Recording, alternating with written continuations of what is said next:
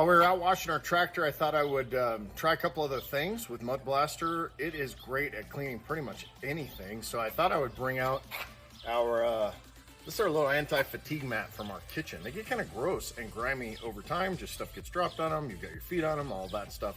So I wanted to kind of do a half and half and see how well they clean. So I'm gonna go ahead and shoot that and we'll see how it does. So we've let that sit for probably 5 or 6 minutes. Get that stuff in there. This is pretty porous, so let it kind of break that dirt down.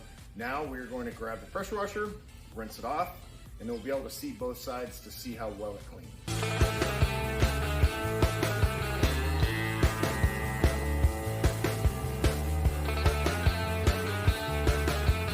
So as you can see, there's a pretty good line right down the middle, close to the middle anyway.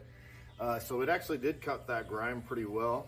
I would normally scrub these things completely and get them going, but since these things need to be cleaned pretty often, I might just come out, use Mud Blaster, spray it on, spray it off, and be done. Get it dried off and then take it back into the kitchen. So I think I'll go ahead and spray the rest of this, let it do its work, and get the other one.